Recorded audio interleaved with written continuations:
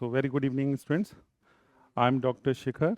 So I'm going to teach you a new chapter. We are going to begin a new chapter that is called biomolecule. Chapter कुल मिला के easy chapter है, ज़्यादा tough नहीं माना था. Boards base की वैल्यू शायद 4 मार्क्स की इस समय हो गई है और नीट के स्टूडेंट्स के लिए काफ़ी यूज़फुल चैप्टर माना जाता है. हालांकि जो जेई के क्वेश्चंस भी आजकल इस पे बनते नज़र आते हैं. ठीक है, तो चैप्टर को आज बिगिन करेंगे. पहला फर्स्ट ऑफ ऑल यही आता है कि बायोमोलिक्यूल्स होता क्या है.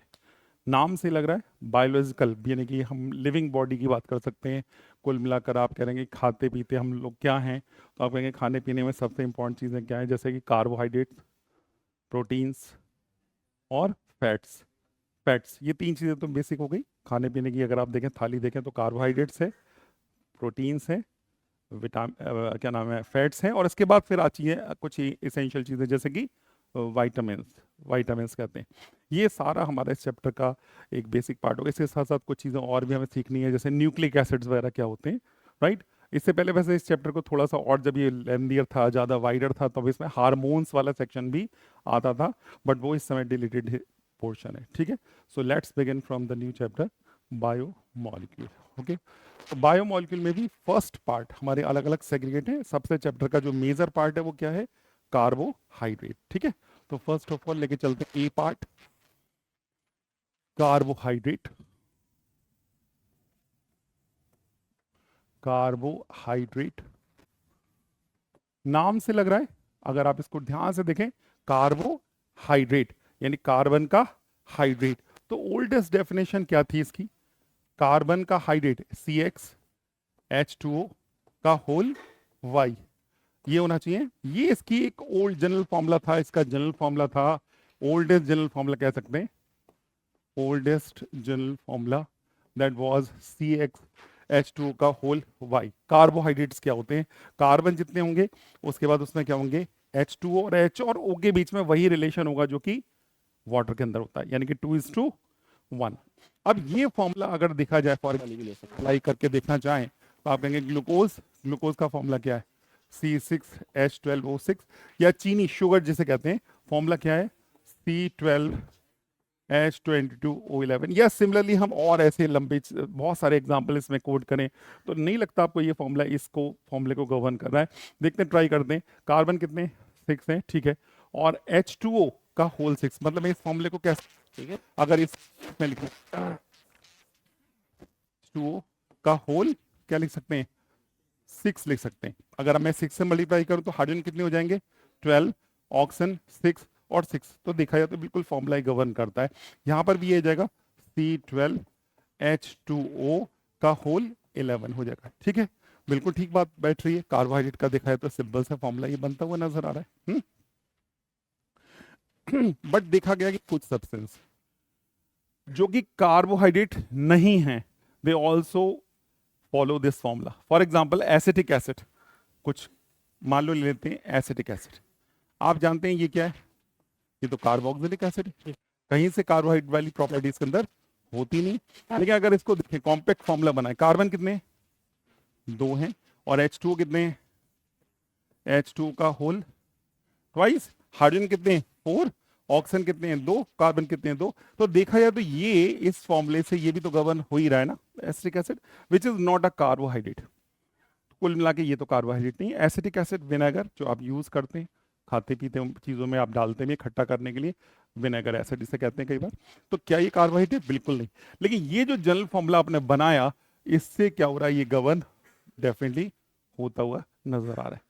तो पता चला कि कार्बोहाइड्रेट की डेफिनेशन ये कैसी थी, कंफ्यूजिंग डेफिनेशन हो गई, बिल्कुल क्लैरिफाइड नहीं है, बिल्कुल स्ट्रिक्ट डेफिनेशन नहीं है कि आप कहोगे कि कार्बोहाइड्रेट यही कंपाउंड्स होते हैं. So there was a need to modify this definition, and now according to the modern definition. Note down कर लिया.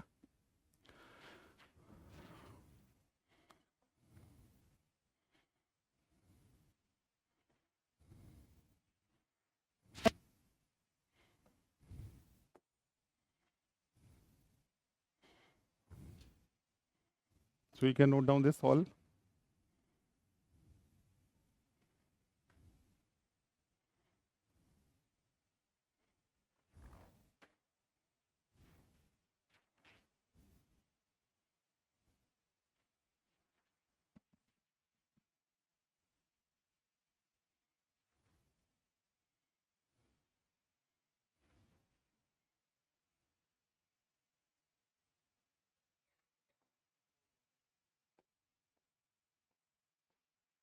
मॉडर्न डेफिनेशन क्या है इसकी?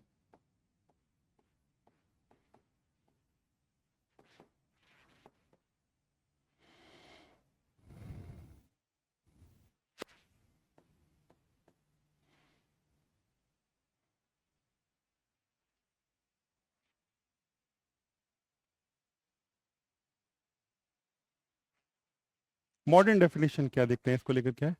Optically active, optically active polyhydroxy, polyhydroxy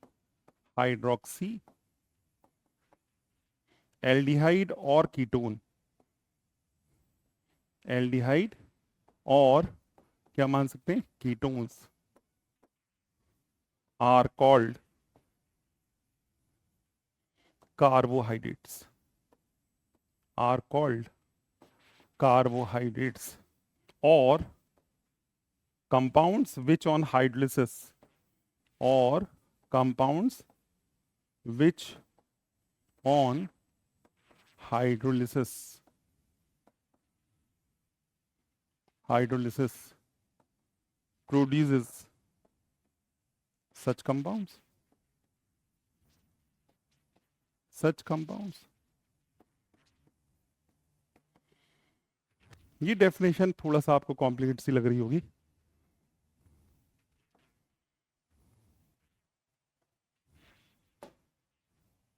optically active polyhydroxy aldehyde और ketone are called carbohydrates, or the compounds which on hydrolysis produces such compounds. क्या meaning हुआ इसका? मतलब optically active means organic compound must contain a chiral carbon, a chiral carbon, one or more carbon, maybe chiral carbon, but there should be the presence of at least one of the carbon should be chiral, तभी optically active होगा। Polyhydroxy means more than one OH group. So a compound which contains several OH groups, more than one OH groups, and one carbon should be optically active. Third, what they are seeing, aldehyde or ketone. Primary function should be, primary function group should be aldehyde or ketone. यानी compound क्या होना चाहिए, aldehyde और ketone. चलिए example के तौर पर समझते हैं इस बात। फॉर एग्जाम्पल मान लो आपने कहा ग्लूकोज को देखते हैं, ग्लूकोज, आपने ग्लूकोज का डिटेल स्ट्रक्चर डेफिनेटली आपको पता ही होगा। कैसे बनाते हैं ग्लूकोज का स्ट्रक्चर, CHO, और यहां पर आप क्या लगाते हैं, कुछ इस तरीके से बनाए होंगे स्ट्रक्चर। नीचे क्या आएगा, CH2H, right, next OH,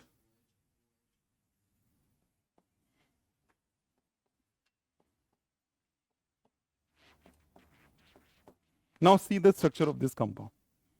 This is the detailed structure of the glucose, expanded structure of the glucose. Molecular formula of the glucose is C6H12O6. Now this formula suggests the internal structure of the glucose, right? A structural formula. Now find out the chiral carbon. How many chiral carbons are present in the glucose molecule? Can you find out? How many?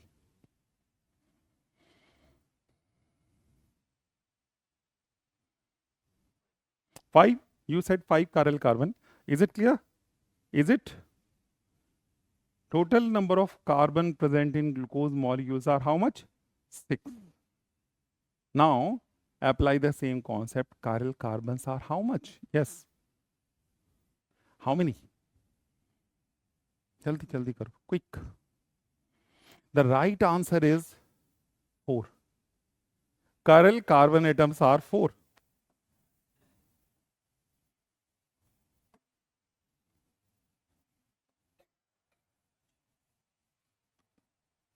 है या नहीं? This carbon, see this carbon, this carbon, this carbon, जिस पे मैंने star mark किया है, right, वो आपको नहीं लग रहा chiral कार्बन है? कैसे? 1, 2, 3 and the rest of the things 4. This carbon, अब ये कार्बन chiral कैसे हो सकता है? इस कार्बन पे ऑलरेडी क्या है, 2 हाइड्रोजन नहीं दिख रहे, तो ये कार्बन तो chiral हो ही नहीं सकता। और एल्डिहाइड वाला तो बिल्कुल नहीं हो सकता, बिकॉज यस, पाई बॉन्ड लेके बैठा हुआ है, 4 वैलेंसी सिग्मा बॉन्ड से जुड़ी होनी चाहिए, 4 डिफरेंट होना चाहिए, लेकिन उसने अपनी 2 वैलेंसी तो यहाँ ही खर्च कर दी, तो कोई चांस ही नहीं बनता, तो वो और वो नहीं बन सकता 4 कार्बन, तो ऑप्टिकली एक्टिव हो गया। आप ग्लूकोज बना के देखिए, फ्रक्टोज बना के देखिए, गैलेक्टोज बना के देखिए, शुगर बना के देखिए, सुक्रोज, है ना, लैक्टोज, माल्टोज, अभी आगे स्ट्रक्चर पढ़ेंगे इन सबके, स्टार्च, सेलोज, सबको बना के देख लीजिए, पॉलीहाइड्रोक्सी बना के देख लीजिए, जितने कंपाउंड्स बनाएंगे you will find out carbon carbon तो है, एक नहीं अनेक है। एंड सेकेंडली वन थिंग कि ये कंपाउंड पॉलीहाइड्रोक्सी भी है या नहीं है, हाँ पॉलीहाइड्रोक्सी भी हो गया, तो दोनों शर्त पूरी हो गई, ऑप्टिकल एक्टिव भी हो गया, पॉलीहाइड्रोक्सी भी हो गया, और एल्डिहाइड भी हो गया। आप कहेंगे कीटोन तो हुआ नहीं, हाँ कीटोन बनाना चाहे तो फ्रक्टोज बना लिए। आप देखिए दोनों में फर्क स्ट्रक्चर का क्या आएगा, बहुत मामूली सा फर्क है। अगर आपको याद हो फ्रक्टोज का स्ट्रक्चर क्या होता है, तो ये है CH2H, और नंबर 2 कार्बन पर क्या आएगा, कीटोन, और नंबर 3 पर, नंबर 4 पे, नंबर 5 पर, और नंबर 6 पर क्या आएगा, फिर से अगेन OH यहाँ लगाइए, फिर से OH यहाँ लगाइए, सॉरी यहाँ पे OH 2 ही बार लगेगा, और यहाँ पर OH यहाँ लगेगा, आप इसको इरेज कर देते हैं,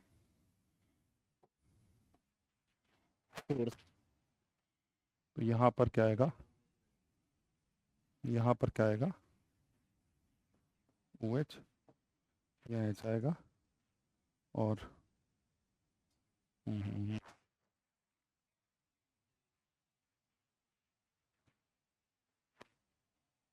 H आएगा, और H आएगा। I think this one is okay, 2 OH इधर हो गए, एक OH इधर हो गया, एक कीटोन हो गया, एक OH हो गया।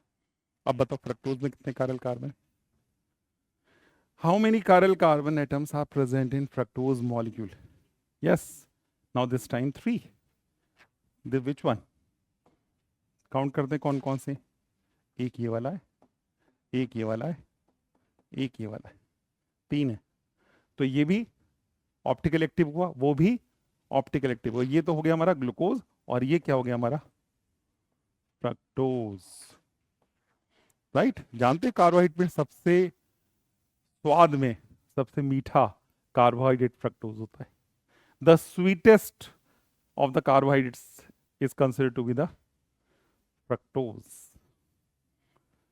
तो कोई भी अगर फ्रूट्स अगर आपको लग रहे हैं बहुत एक्सेसिव मीठे नजर आ रहे हैं, तो reason they are rich in terms of fructose. चीनी भी ज्यादा मीठी होती है, ग्लूकोज से चीनी ज्यादा मीठी होती है, चीनी और ग्लूकोज। आप ग्लूकॉन डी सीधे खाए होंगे, उतना मीठा नजर नहीं आएगा, और चीनी को सीधे इस्तेमाल कर दी शरबत में, वो आपको मीठा नजर आएगा, क्योंकि शुक्र जो चीनी होती है upon hydrolysis produces 1 moles of glucose and 1 mole of fructose. Got it, clear. तो ये हो गया हमारे पास, ये हो गया। और वैसे मैंने आपको बताया था इसके सीधे नंबर ऑफ ऑप्टिकल आइसोमर्स अगर निकालने हो तो फॉर्मूला हम क्या निकाल सकते हैं, 2 की पावर n निकाल सकते हैं, नंबर ऑफ ऑप्टिकल आइसोमर, क्या निकाल रहे हैं, optical isomer, n is the number, yes definitely n is the number of chiral carbon. If the molecule is unsymmetrical, see the molecule is unsymmetrical, the molecule cannot be bifurcated into 2 equal parts. आप देखिए दोनों molecule को कहीं से भी कैंची से लीजिए और उसके इमेजिनरी 2 टुकड़े कर डालिए, कहीं से भी 2 टुकड़े, लग रहा है ये बराबर है, लग रहा है बिल्कुल बराबर हो सकते हैं, कैंची से काट के देखिए, इमेजिनेशन करिए, दिमाग में लगाइए, नहीं ना, तो ऐसे मॉलिक्यूल को क्या बोलेंगे, अनसिमेट्रिकल मॉलिक्यूल, सिमेट्रिकल नहीं है, अनसिमेट्रिकल। और then the formula is very simple, how will you find out the number of optical isomers, 2 to the power n, and n denotes for what, number of chiral carbon, number of chiral carbon. So simple formula to identify, to find out, to detect the number of optical isomers is 2 की power n, and now in the case of the glucose what will happen here, 2 की power 4 and isomers will be 16, and here 2 की power 3, answer will be, तो glucose के अगर कोई कह रहा है कितने आइसोमर्स और होंगे optical isomers, the right answer is 16, 16 isomer होंगे, मतलब 15 आइसोमर और होंगे, कुल मिलाकर ये 16, और इसके आइसोमर कितने होंगे, 7 और होंगे, मतलब कुल मिलाकर 8। आई होप आप यू गॉट इट। तो ये सिंपल सी डेफिनेशन आपको शायद समझ में आ गई होगी। कार्बोहाइड्रेट होते क्या है, नाम से लग रहा है वे कंपाउंड जिनमें 3 चीजें होना चाहिए, कार्बन, हाइड्रोजन और ऑक्सीजन, कार्बन, हाइड्रोजन और ऑक्सीजन कहलाएंगे कार्बोहाइड्रेट। ओल्डेस्ट डेफिनेशन क्या है ये मैंने आपको बता दिया कि पुरानी सी डेफिनेशन क्या है, वे कंपाउंड, लेकिन इस डेफिनेशन को हमने मॉडिफाई किया और ये कुछ निकल के आई। तो ऑप्टिकली एक्टिव पॉलीहाइड्रोक्सी एल्डिहाइड और ऑप्टिकली एक्टिव पॉलीहाइड्रोक्सी कीटोन, या फिर वे कंपाउंड जो हाइड्रोलिसिस पर इनको पैदा कर सकते हो, राइट। मान लो इनके अंदर ये डेफिनेशन फिट नहीं भी हो रही बाय द वे, तो क्या कर सकते हैं, वो इनको हाइड्रोलिसिस करने के बाद प्रोड्यूस कर सकते हैं, तो वो कहलाएंगे कार्बोहाइड्रेट, राइट। अगर हम खाने पीने की चीजों की बात करें तो 3 मेजर कंपोनेंट्स होते हैं खाने पीने की चीजों में, प्रोटीन, फैट्स एंड कार्बोहाइड्रेट। तो कार्बोहाइड्रेट हमारे शरीर के अंदर क्या काम करते हैं, फ्यूलिंग एजेंट है। क्या है ये, फ्यूल समझते ना, यानी कि रोज आप जो काम करते हैं, चलते फिरते भागते दौड़ते बोलते हैं, राइट, और इसके सिवा कुछ एनर्जी चाहिए शरीर को, वैसे भी चाहिए इंटरनल टेम्परेचर मेंटेन करने के लिए, हार्ट बीट चल रही है तो उसे करने के लिए, है ना, वो सारी चीज़ें, तो वो कौन पैदा करता है, कार्बोहाइड्रेट। तभी आपने देखा होगा जब आपको इंस्टेंट एनर्जी की जरूरत पड़ रही होती है, जब दौड़ रहे हैं, भाग रहे हैं, गेम खेल रहे हैं, तो आपने प्लेयर्स को क्या देखा होगा, क्या खाते हुए, प्रोटीन खाते हुए नहीं देखा होगा, फैट खाते नहीं देखो, मक्खन ले गया 2 चम्मच मक्खन खा लिया उसी समय, नहीं करेंगे, वो खाएंगे क्या, कार्बोहाइड्रेट वाली चीज़।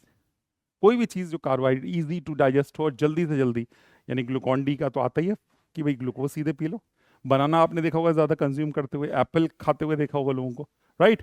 तो ये सब चीज़ें क्या है, फ्रूट्स में क्या है, कार्बोहाइड्रेट रिच होते हैं और इंस्टेंट एनर्जी वाला काम करते हैं, राइट। कहते भी इंडियन की जो थाली होती है वो कैसी होती है, कार्बोहाइड्रेट थाली होती है। यूरोपियंस की जो थाली होती है वो प्रोटीन रिच थाली होती है। कैसी होती है, तो वो वहाँ पर हमारी जो थोड़ा अफेक्शन होता है, थाली के अंदर जितनी भी चीज़ें लगी होती हैं, आप बताइए कॉमन कार्बोहाइड्रेट क्या होते हैं, ये तो आपने केमिस्ट्री के टर्म्स में बोल रहे हैं कार्बोहाइड्रेट, वैसे क्या कार्बोहाइड्रेट बताइए, थाली के अंदर कार्बोहाइड्रेट कहाँ दिखते हैं, पोटैटोज खा रहे हो, कार्बोहाइड्रेट, राइस, इंडियन की बहुत पसंद है राइस, चावल के बगैर तो खाना ही नहीं पूरा होता, है ना, रोटी यानी वीट आइटम, किसी की बना लीजिए आप रोटी, कार्बोहाइड्रेट होगी। सिंपल कार्बोहाइड्रेट होंगे जैसे गेहूं के अंदर सिंपल कार्बोहाइड्रेट, कॉम्प्लेक्स कार्बोहाइड्रेट थोड़े से मुश्किल है डाइजेस्ट करना, बार्ले, है ना, आपने सुना होगा मक्का, बाजरा, ये नाम सुने होंगे, मिलेट्स जो आते हैं वो क्या होते हैं, हमारे कॉम्प्लेक्स कार्बोहाइड्रेट होते हैं। तो इंडियन की जो थाली है वो सजी किससे होगी, अगर आप देखेंगे थाली में जो डोमिनेटिंग चीजें होंगी वो क्या होंगी, निरी कार्बोहाइड्रेट होंगी। यूरोपियंस की थाली अगर आप देखेंगे तो बस वही होगा, चिकन मटन और ये सारी चीज़ें लेके बैठे होंगे, जो कि कैसी होंगी, प्रोटीन रिच। हालांकि चीज़ों में हमारी कुल मिला के सभी चीज़ों को बॉडी को नीड होती है, ऐसा नहीं कि कार्बोहाइड्रेट ही खाना होता है और ऐसा नहीं कि सिर्फ प्रोटीन से काम चलता है, कायदे में सारी चीज़ें होनी चाहिए, ठीक है। चलिए इस बात को आगे बढ़ते हैं। अब हमने ये तो जान लिया बेसिकली कार्बोहाइड्रेट होते क्या है, जनरल एग्जाम्पल्स भी हमने देख लिए, जितनी भी चीज़ें स्वाद में अगर आप देखेंगे मोटा मोटा आप कैसे कैसे एनालाइज करेंगे, जो खाते ही आपको लगे मुंह के अंदर उसका जो टेस्ट है वो कैसा है, थोड़ा बहुत मीठापन पैदा करे, स्वाद में मिठास पैदा कर दे, स्वीट इन टेस्ट हो, वो मान के चलिए कार्बोहाइड्रेट। फैट आप चाहे कितना ही खा लीजिए, आप 1 चम्मच घी खा लीजिए और अब मिठास, लुब्रिकेशन तो पैदा करेगा, चिकनाहट तो पैदा करेगा, लेकिन मिठास नो। प्रोटीन्स का भी यही हाल है, राइट। और जितनी भी चीजें वैसी खाएंगे, मक्के का दाना खाइए, आप भुट्टा खा लीजिए, थोड़ी देर चबाते रहिए, रोटी खा, मैं कह रहा हूँ सब्जी से मत खाइए, खा लिए ऐसी गसा गसा खा लीजिए, टुकड़ा खा लीजिए और चबाते रहिए, बस निकलिए मत, और आप देखेंगे टेस्ट थोड़ा थोड़ा मीठा होना शुरू हो जाएगा। आप इससे अंदाजा लगा लीजिए कौन कार्बोहाइड्रेट है, सिंपल टेस्टिंग है, आप खा के देखिए। मिठाई तो मिठाई है, खैर वो तो कोई बात नहीं, आप मीठा हो ही जाएगा मुंह, दिवाली पे भी खा के आ रहे होगे, but rest of the food items को आप ऐसे ही टेस्ट कर सकते हैं कि whether they are the carbohydrate और नॉट। तो टेस्ट में मीठे होंगे, शुगरी होंगे, एक्सेप्शंस हैं, एक कार्बोहाइड्रेट जो स्वाद में मीठा नहीं होता, इक्का दुक्का कोई होता है, कागज खा के देखिए, कार्बोहाइड्रेट, हाँ एनर्जी पैदा करता है ये भी, भूखे हो तो कागज खा के काम चलाइए, नहीं आपके लिए बेकार है वो कागज, आपकी बॉडी में या हम सब की बॉडी में या ह्यूमन बॉडी में कागज क्या है बेसिकली जानते हैं, सेल्यूलोज क्या है, पॉली हाइड्रोक्सी कार्बोहाइड्रेट, मतलब कॉम्प्लीट कह सकते हैं। तो ये जो है हमारा पॉलीहाइड्रोक्सी कह सकते हैं, पॉलीहाइड्रोक्सी के साथ जैसे पॉलीहाइड्रिक भी कहते हैं, लेकिन बात चल रही थी कि सेल्यूलोज जो है is also an example of carbohydrate which is not sweet in taste. हाँ है कार्बोहाइड्रेट, ये एनर्जी पैदा कर सकता है हम सब के अंदर, क्योंकि बॉडी डाइजेस्ट इसको नहीं करेगी, एनिमल्स के अंदर बफेलो, काओ या इसी तरह के सिमिलर एनिमल्स, वो खा सकते हैं, खा लेते हैं। आपने देखा भी होगा काओ को कंज्यूम करते हुए, और वो सरवाइव भी कर सकते हैं। जहां पर एक्सट्रीम कोल्ड पड़ता है, बिल्कुल जैसे कहते हैं -30 टेम्परेचर चल रहा है, -40, -30 और -40 पे जब स्नोफॉल इतनी ज्यादा हो जाएगी, घास कहाँ मिलेगी भाई, लगभग खत्म हो जाएगी घास। तो अपने जानवरों को खिलाने के लिए फिर उनके पास क्या होंगे, जो चरवाहे वगैरह होते हैं या जो लोग ऐसे एरियाज में रहते हैं, वो क्या करते हैं मालूम है, खाने पीने के लिए तो उनकी खुद ही आइटम उनके खुद के लिए कम होते हैं, तो वो इन एनिमल्स के लिए क्या करते हैं, कोई भी चीजें ऐसी कागज से कंसर्न, जैसे गत्ते हैं, गत्ते समझ में आ गया आपके पास, डेफिनेटली बहुत सारे घर में अभी दिवाली पे इकट्ठे हुए होंगे गत्ते, बहुत सारे गिफ्ट आइटम आए होंगे, है ना, इकट्ठे हो जाते हैं ना गत्ते बहुत सारे, आप उनके छोटे छोटे टुकड़े करके डाल दिए, खा लेंगे वो लोग। बकरी, है ना, भेड़, और मैंने आपको एनिमल्स के नाम बताई थी, और वो they can digest such compounds, सेलोज को, क्योंकि उनके एलिमेंट्री कैनाल में कहते हैं शायद लॉन्ग, एक होती है स्मॉल इंटेस्टाइन, एक होती है लॉन्ग इंटेस्टाइन, शायद उसकी लेंथ कुछ ज़्यादा होती है, and is capable to digest for cellulose. चलो मैंने काफ़ी एक इंटरेस्टिंग सी जानकारी आपको दे दी। हाँ, कागज़ खुद खाना शुरू मत कर देना, आप ये मत सोचना कि 4 दिन भूख हड़ताल पे हो और आप कागज़ से जिंदा बच जाओगे, बिल्कुल नहीं होगा ऐसा। कागज़ आपकी बॉडी के साथ जाएगा और बेकार अनडाइजेस्टेड वे में बाहर भी निकल जाएगा। हाँ, कागज़ खाया जा सकता है जब आप जानते हो कुछ नकल वकल कर रहे हो, तो टीचर पकड़ रहा है तो फिर आपने उसको कंज्यूम कर लिया, ठीक है। चलिए आगे बढ़ते हैं, वीडियो में भी रिकॉर्ड हो रहा होगा। आगे बढ़ते हैं, इसके बाद next is the classification of carbohydrate, next लेके चलते हैं, नेक्स्ट स्क्रीन ले लो। तो next one is classification of carbohydrates.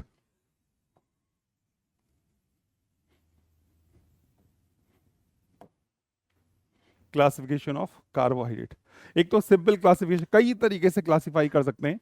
A, on the basis of test, on the basis of test, अभी आपने बात बोली थी टेस्ट का मतलब, हाँ, एक मीठा होगा और मीठा नहीं होगा, है ना, तो जो स्वाद में मीठे होंगे और जो स्वाद में मीठे नहीं होंगे, sweet in taste and not sweet in taste, sweet in test,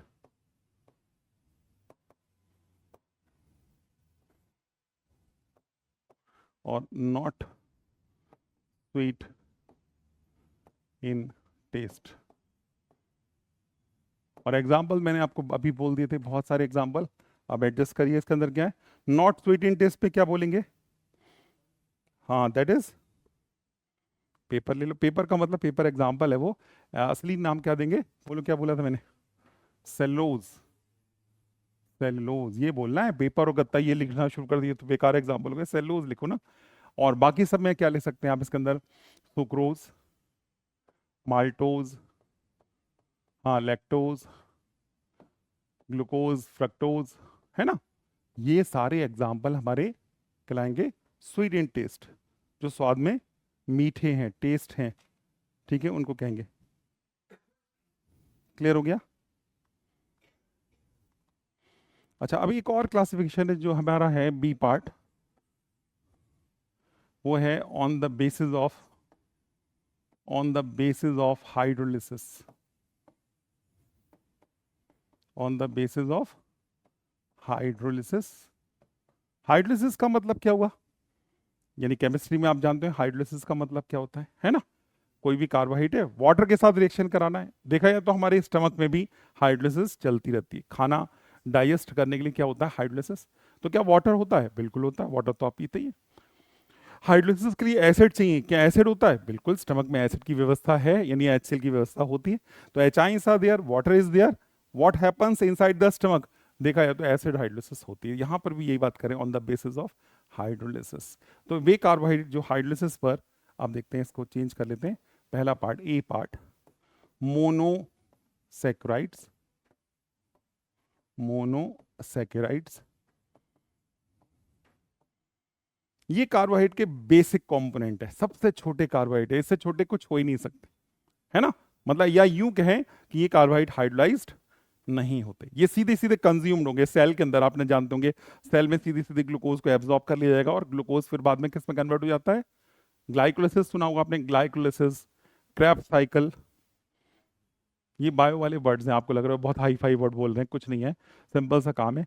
cell जो होता है हमारे शरीर का सबसे स्मॉलेस्ट ऑर्गन होता है, स्मॉलेस्ट कह सकते हैं पार्ट होता है, वो इसको क्या करता है, ग्लूकोज को ब्लड से एब्जॉर्ब कर लेता है और एब्जॉर्ब करके उसको सीधे एनर्जी में कन्वर्ट कर देता है। ठीक है, तो ग्लूकोज का फर्दर हाइड्रोलिसिस पॉसिबल नहीं है, यानी कि ये कुल मिलाकर कैसे कहलाएंगे, सिंपलेस्ट सिंपलेस्ट कार्बोहाइड्रेट है, सिंपलेस्ट कार्बोहाइड्रेट है। और क्या कह सकते हैं, which do not undergo hydrolysis, which do not undergo hydrolysis, जिनकी हाइड्रोलिसिस संभव नहीं है, है ना।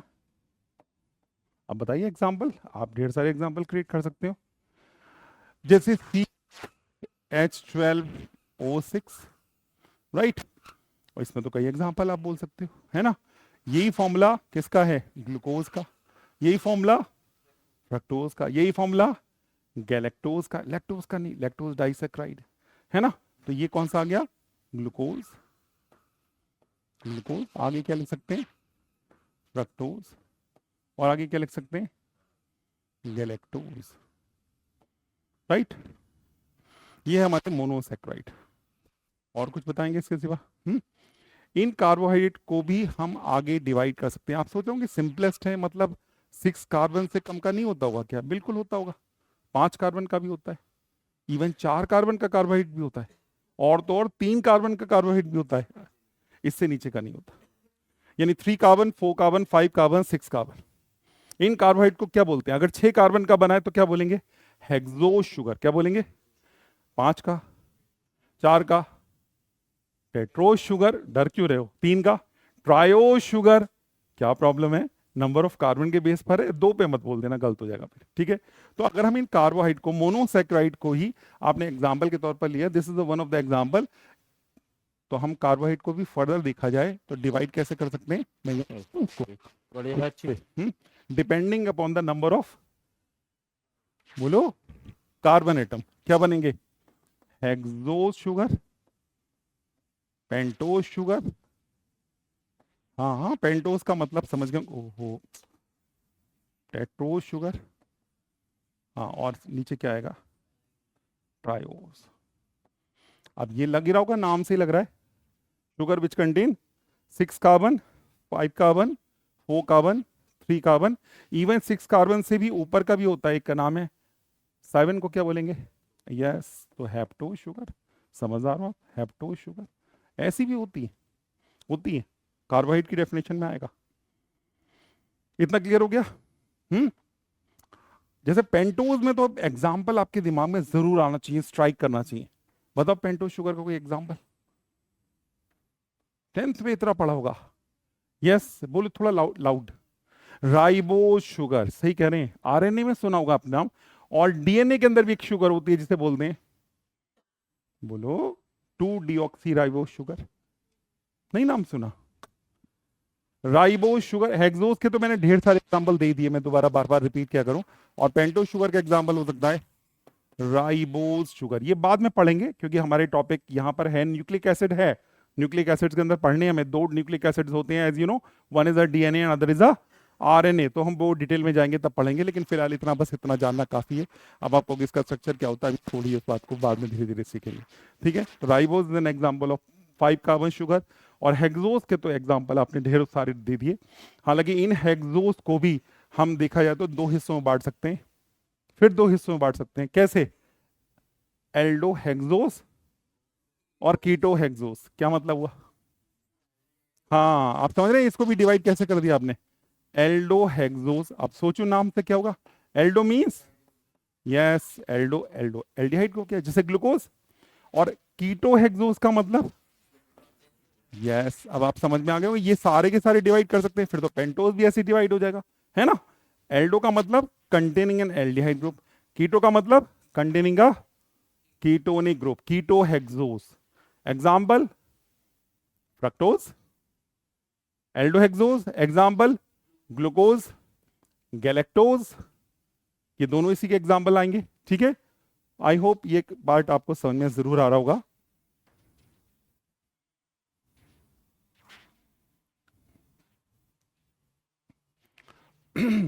तो अभी तक हमने क्लासिफिकेशन को दो हिस्सों में डिवाइड करने का सोचा। First part is very clear, on the basis of the taste, जो स्वाद में मीठे होते हैं, स्वीट इन टेस्ट। इनको हम कई बार एक और नाम भी देते हैं, इनको बोलते हैं शुगर्स। क्या बोलते हैं? शुगर्स। ठीक है, और इनको बोलते हैं नॉन शुगर्स। नॉन शुगर्स क्या बोलते हैं?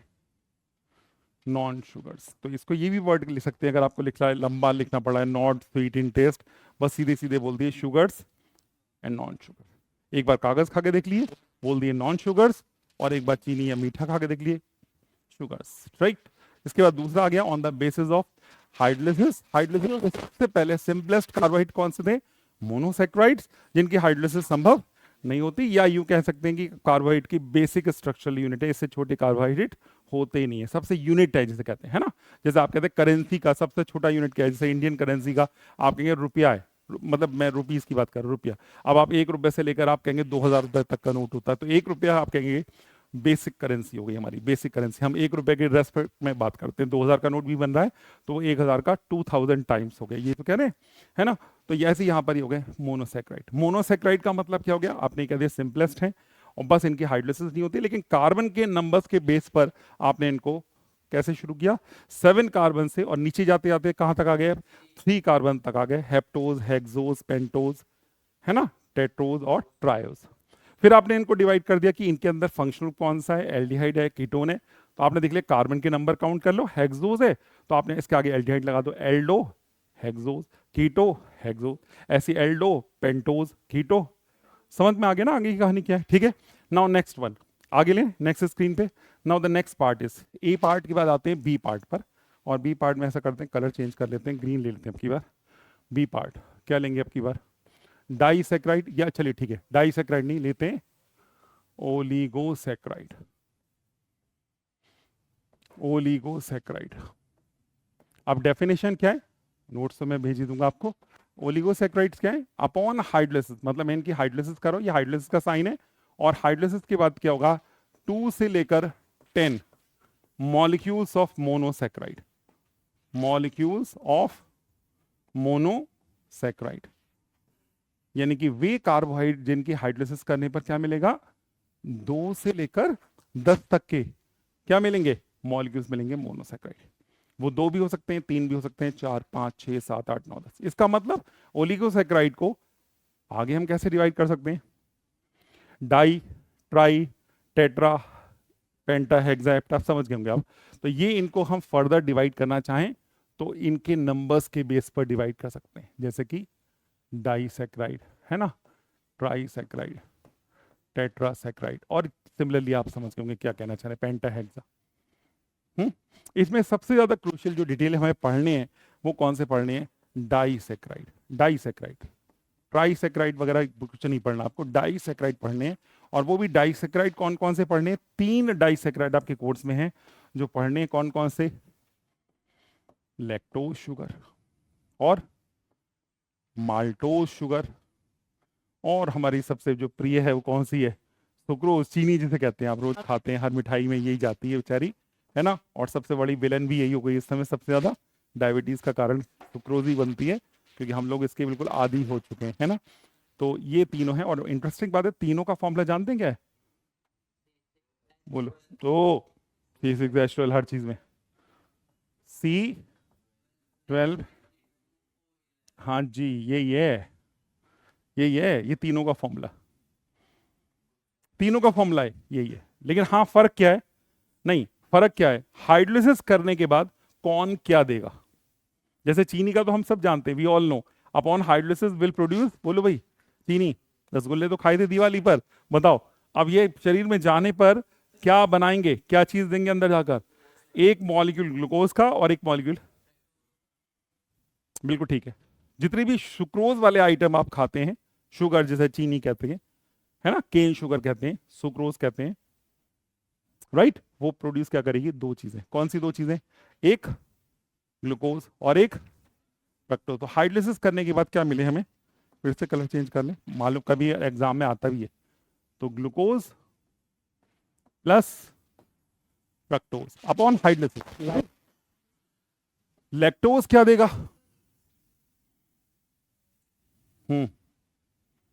चलो मैं आपको याद कराता हूं तरीके से। लेक्ट, गैलेक्ट, कुछ याद आया तुकबंदी? लैक्टोज के अंदर देखा जाए इसमें एक शब्द छुपा हुआ है, गैलेक्टोज से इसका रिश्ता मिलता हुआ नजर आ रहा है, तो ये क्या देगा? गैलेक्टोज। और जी से गैलेक्टोज है और जी से इसका दूसरा भाई आ रहा है ग्लूकोज, तो गैलेक्टोज और ग्लूकोज देगा। आई बात समझे? अब आइए माल्टोज, यानी माल्ट शुगर कहते हैं, और ये माल्टोज बेचारा सीधा साधा है, ये कहता है 2 मोल्स मुझे एक ही चीज के दे दूंगा मैं आपको, ग्लूकोज। नहीं बात समझे? माल्टोज, माल्ट जिसमें होता है ना, तो maltose will give you the 2 moles of the glucose. अब ये कई बार इसी में एमसीक्यूज आ जाएंगे। which on hydrolysis will produce glucose and galactose. अब ये आपका नाम आ गया, शुगर का नाम आ गया, है ना? ये इस तरह से आएगा। I hope that is clear. Disaccharide की बात हो गई, इनको हम डिटेल में पढ़ेंगे, ठीक है? इसके सिवा वैसे देखा जाए तो और एग्जाम्पल भी बन सकते हैं, जैसे इसका एग्जाम्पल है रेफिनोज शुगर होती है, ये आपकी बुक में तो नहीं दिया हुआ है, रेफिनोज शुगर है। इसका एग्जाम्पल है स्ट्रेचियोज शुगर है, स्ट्रेचियोज शुगर है। अगर आप ये याद रखना चाहें, आप कहेंगे ठीक है आपने ट्राई का एग्जाम्पल दे दिया, रेफिनोज है, but what should be the formula, है ना? ये तो याद करना बहुत मुश्किल होगा, कैसे याद करेंगे? इसका भी मैं ट्रिक बता देता हूँ आपको, आसान से ट्रिक है ना? डाइसैकेराइड का फॉर्मूला मुझे याद करना है। मान लो आप इस फॉर्मूले से अंदाजा लगाओ कि इसका फॉर्मूला क्या होना चाहिए और इसका फॉर्मूला क्या होना चाहिए, थोड़ा कॉमन सेंस का इस्तेमाल करिए। ये क्या है? C12H22। इसमें मैंने दो चीज, इसमें हाइड्रोलिसिस करने के लिए क्या चीज जरूरी है आप बताइए, केमिस्ट्री जरा इन्वॉल्व करिए, एक बार फिर से देखिए। C12H22 11, और मुझे बनाना क्या है? 2 मॉलिक्यूल बनाने हैं किसके? ग्लूकोज के। C6H12, ये तो बनाने। कार्बन कितने हैं? 6 के हिसाब से 12 है तो ठीक है। हाइड्रोजन कितने हैं? 12 के हिसाब से कितने होने चाहिए? 24। कितने हैं? 22 है, ठीक है। और आप कह रहे हैं ये हाइड्रोजन आते कहां से? हाइड्रोलिसिस करेंगे ना, तो 2 वहां से आ गए। ऑक्सीजन कितने हैं? 6 दूनी 12 होना चाहिए, कितने? 11। एक कहां से आएगा? तो इसका मतलब अगर मुझे फॉर्मूला बनाना है इसका, डबल कर लो और डबल में से एक वाटर निकाल लो। नहीं समझा मेरी बात? अभी भी कॉन्सेप्ट नहीं समझे? अब ट्रिपल करो इसका, तो ट्रिपल करेंगे तो क्या आएगा? C18। अब C18 कर लिया, देख ली मैं यहाँ पे बॉक्स में बंद कर रहा हूँ जिससे बिल्कुल साफ साफ नजर आए आपको। हाइड्रोजन कितने आना चाहिए? 36। लेकिन 36 में हम वाटर देंगे इसे, तो वाटर के 2 हाइड्रोजन तो वाटर खुद देगा, कह रहा मैं देने वाला हूं, तो H34। अब ऑक्सीजन कितने? 6 के हिसाब से लगाओ 18, एक वाटर देगा, वो कह रहा है मैं तो एक ऑक्सीजन दे ही दूंगा आपको। कितनी? नहीं आए, कुछ समझ में नहीं आया, कहां से आया? नहीं आया? आप ऐसी फॉर्मूला स्टैच्यूज का बना लेते हैं, नहीं आया अभी भी समझ में? तो यहां पे हमारे क्या आएंगे? 4 आएंगे, तो C6 है 24, तो भैया 24 तो आएंगे C24। हाइड्रोजन 48 होते हैं, बोलो बोलो, अब इतना समझाया। हाँ H, और ऑक्सीजन O23, सब ऊपर से निकल गया, क्या होता है? हाँ O23, ये आ गया, स्टैच्यूज का फॉर्मूला आ गया। I hope the matter is clear, आपको समझ में आ गया होगा। प्लस वाटर लगाएंगे, एच की प्रेजेंस में हाइड्रोलिसिस करेंगे एंड यू विल हैव, आप जान रहे हो क्या बनेगा। अब इस पर टफ क्वेश्चन में तो याद रखता है रेफिनोज, जैसे मैंने एक एग्जाम्पल दिया, इसकी हाइड्रोलिसिस पर क्या मिलेगा? 3 मोल्स ऑफ ग्लूकोज मिलेंगे, या 2 मोल्स ऑफ ग्लूकोज और 1 मोल्स ऑफ फ्रक्टोज मिलेगा, ये 1 गैलेक्टोज मिलेगा, 1 फ्रक्टोज मिलेगा, 1 ग्लूकोज मिलेगा। अब तो थोड़ा सा दर्दी हो गई, तो बहुत लंबा काम हो गया, निकाल के बताइएगा, नेक्स्ट क्लास में बात करेंगे। फिर देखें आपका इंटरेस्ट कुछ है या नहीं। रेफिनोज एंड स्टैच्यूज, ठीक है, इतना समझ में आ गया? ओलिगोसैकेराइड क्लियर हो गया नहीं हो गया? 1 marks question. What are oligosaccharide? How will you define? Oligosaccharides are the carbohydrates which upon hydrolysis will produce 2 to 10 molecules of monosaccharide. They are further classified as disaccharide, trisaccharide, tetrasaccharide, and so on. So on. For example, disaccharides will produce the 2 moles. Examples are, you know, है ना, ये लगा दे. ठीक है, आगे बढ़ते हैं. अब आ जाते हैं सीधे सीधे, क्योंकि इतना बड़ा लंबी कहानी बनाने की जरूरत नहीं है, ना पूछने जाने वाला. कहीं किसी एग्जाम में नहीं पूछा गया कि 10 वाला जरा बता दो या 9 वाला बता दो.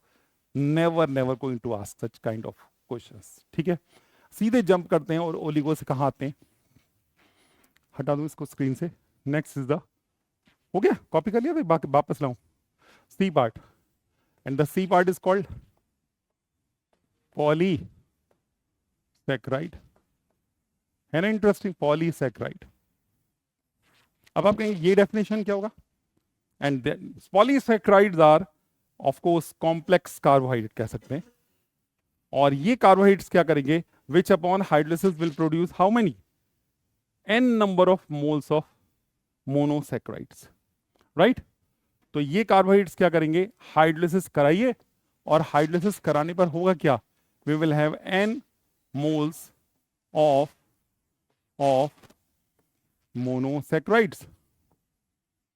Monosaccharides n moles of.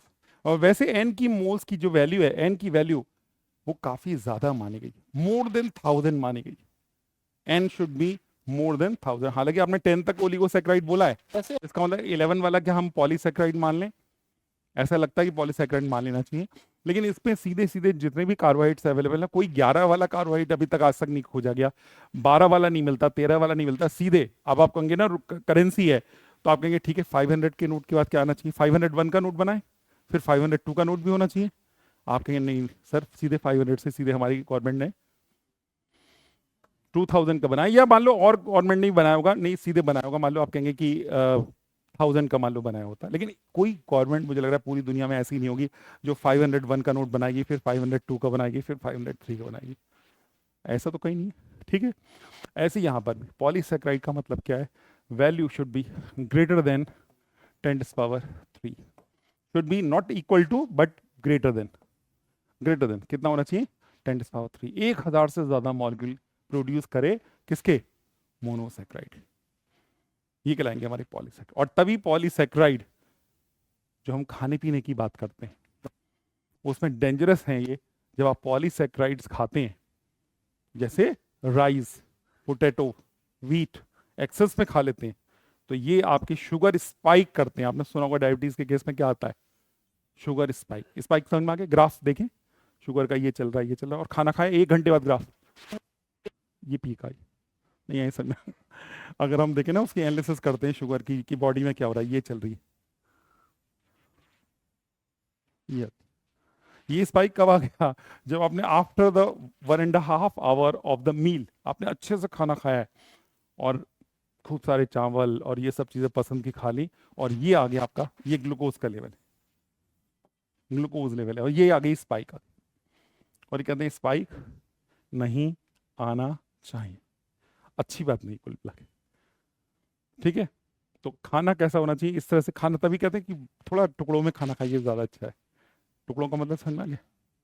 हाँ, आपको खाना खाना है, मतलब अगर 4 रोटी खानी है और आपको लग रहा है 1 प्लेट आपको राइस भी खाने हैं, तो इंस्टीड ऑफ एक साथ लेने के तो आप ऐसा करो 2 रोटी खा लो, फिर 2 रोटी खा लो, फिर इसके बाद राइस खा लो, बजाय एक साथ आप पूरी टेबल पर पूरा एक साथ पूरा दावा ठोक दो.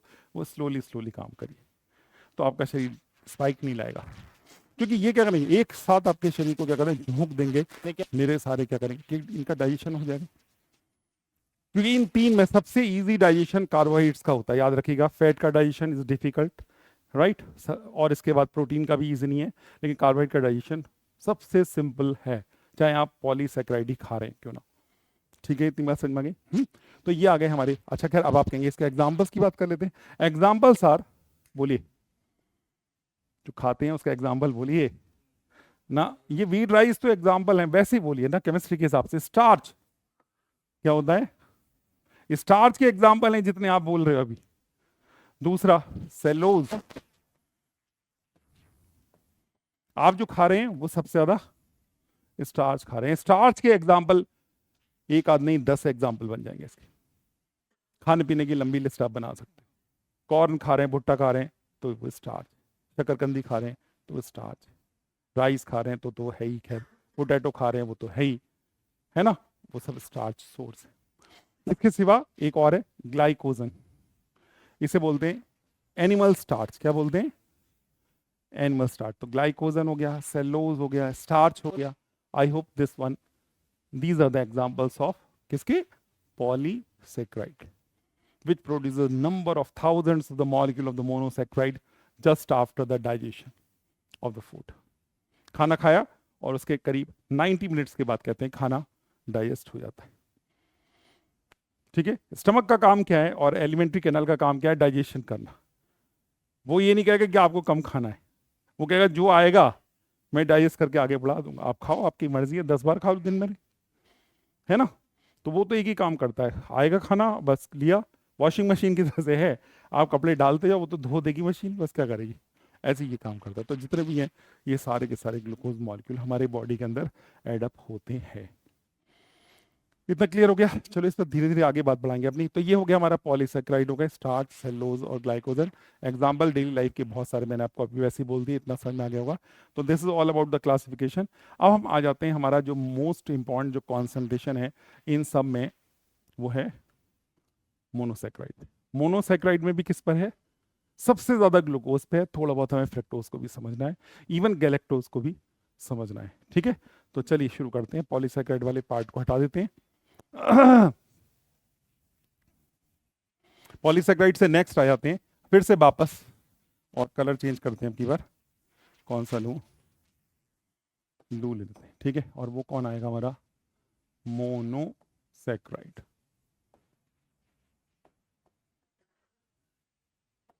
मोनोसेक्राइड, और मोनोसेक्राइड में भी फर्स्ट पार्ट कौन है हमारा? That is called glucose. Glucose का एक और निकनेम क्या है? ग्रेप शुगर कहते हैं इसे। ग्रेप शुगर का मतलब कहते हैं अंगूर के अंदर, ग्रेप्स खाए होंगे आपने, काले अंगूर, वाइट अंगूर, जो भी है, ग्रेप में 100% क्या होता है? ग्लूकोज ही होता है। कभी कभी हॉस्पिटल में आप लोगों को विजिट करने जाते देखते होंगे तो ग्रेप्स भी ले जाते हैं, एप्पल भी ले जाते हैं। तो ये क्या है? सिंपल भी है, इजी टू डाइजेस्ट भी है। ठीक है, और ये ग्लूकोज के भंडार होते हैं। ग्लूकोज, ग्लूकोज आप देखते होंगे जब भी हॉस्पिटलाइज होता है बंदा तो डॉक्टर सबसे पहले ग्लूकोज की ड्रिप लगा देते हैं। ग्लूकोज आपकी बॉडी में इमीडिएटली सर्कुलेट करना शुरू कर देते हैं, क्योंकि आपकी बॉडी को कहीं ना कहीं एनर्जी का लॉस हुआ है, तो जल्दी जल्दी एनर्जी प्रोवाइड होती रहनी चाहिए, है ना। तो ग्लूकोज की बात कर लेते हैं, ग्रेप शुगर की बात। तो आप कहेंगे इसको प्रिपरेशन कैसे करेंगे? प्रिपरेशन, पहला तरीका तो ये हो सकता है हाइड्रोलिसिस ऑफ, क्या करें इसका? हाइड्रोलिसिस कर देते हैं। इंडस्ट्रियल प्रिपरेशन, बड़े स्केल पर अगर बनाना है तो आप ऐसा करिए, स्टार्च ले लो, हाइड्रोलिसिस ऑफ स्टार्च। हाइड्रोलिसिस ये आता है एग्जाम में, हाउ विल यू कन्वर्ट, ये आ जाएगा एग्जाम में, यहां से शुरुआत, hydrolysis of starch. Do you know the formula of the starch? अब बताओ, अगर आपने कॉमन सेंस मेरा इतना इस्तेमाल किया है, जितना आपने सुना, रेफिनोज बनाया इन्होंने, और अभी स्टैच्यूज बनाया था, अब आपकी स्मार्टनेस में देखूं कि आपने स्टार्च का सही फॉर्मूला बना दिया बगैर किसी इधर उधर दाएं बाएं देखे हुए। कुंजल भाई, कॉमन सेंस, आप लोग क्या करते हो? पूरे दिल से पढ़ाई नहीं करते। What's the formula of the glucose? जल्दी जल्दी बोलो, बोल दो, मैं इतना दिखेगा नहीं इतनी दूर से, मजा नहीं आया, मन से काम नहीं कर। देखो स्टार्च क्या है बताओ एक बार फिर से definition. What is starch? Then upon hydrolysis will produce N number of, क्या देगा? अपॉन हाइड्रोलिसिस, हाइड्रोलिसिस में वाटर कितने इस्तेमाल होंगे? एन। अभी भी इतना इशारा दे दिया, अभी भी नहीं। मीडियम क्या होगा? ऐसे, अभी भी समझ नहीं आया, कमाल है। फॉर्मूला देखो जरा, ओहो, फॉर्मूला C6H, मैं उतना ही रखूंगा, C6H10O5, और ये क्या लगाऊंगा? ब्रैकेट, और इसके बाहर क्या है?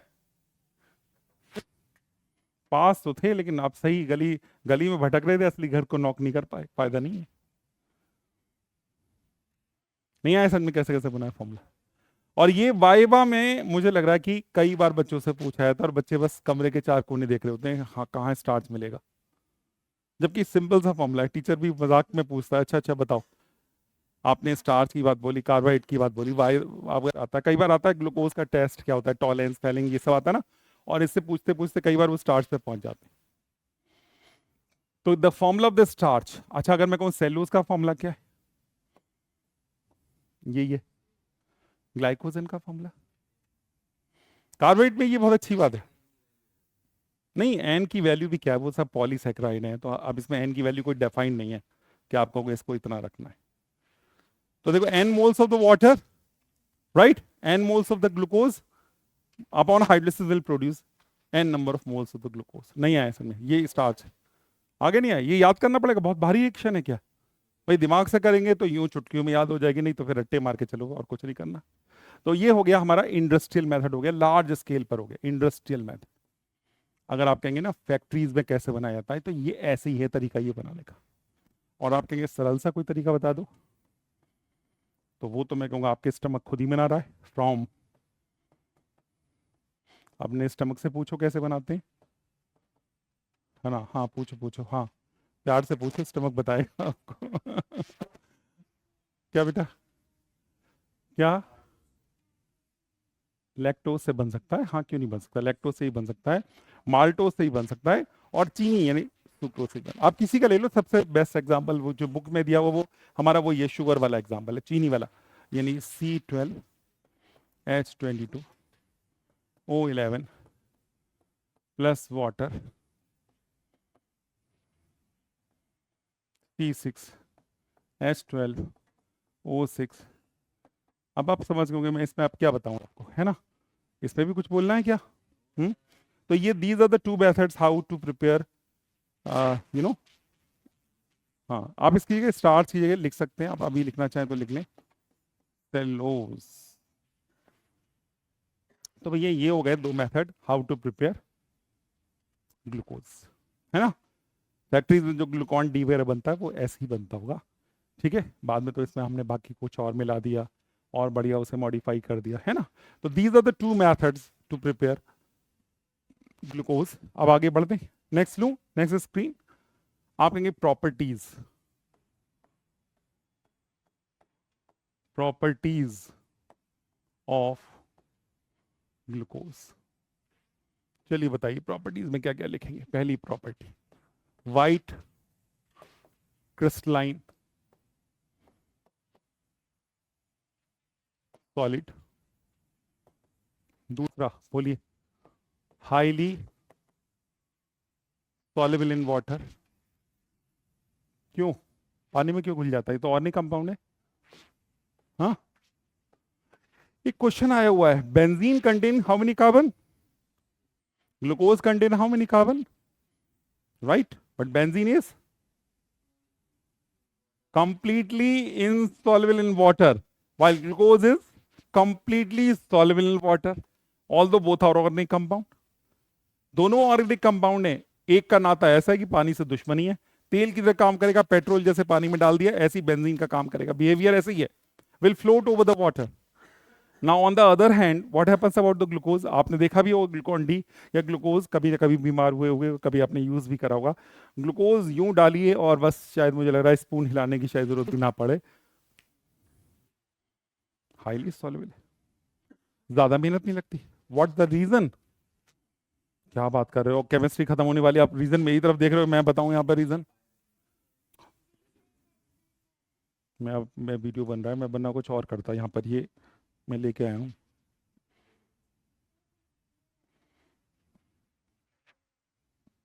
सच में ऐसी बात मत करो, मुझे बहुत निराश कर रहे हो आप।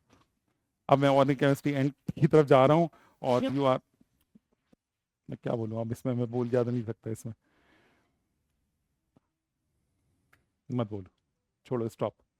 हाइड्रोजन बॉन्डिंग आपकी समझ में नहीं आई इतनी बार, इतने सारे OH आप देखकर आपको ये नहीं समझ में आया कि एक्सटेंसिव हाइड्रोजन बॉन्डिंग होगी, and the criteria behind the solubility inside the water is only the one most important factor is hydrogen bonding as far as the organic compounds are concerned.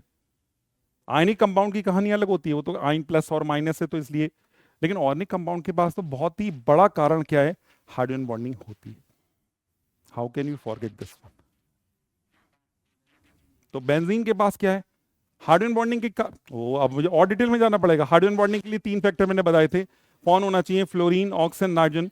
Benzene के पास क्या है, fluorine है नहीं, oxygen है नहीं, nitrogen है नहीं, glucose के पास है, और ग्लूकोज के पास है भी और वो हाइड्रोजन के साथ बॉन्ड। तो आंसर इज वेरी सिंपल। क्या बात कर रहे हो, highly soluble in water due to extensive hydrogen bond.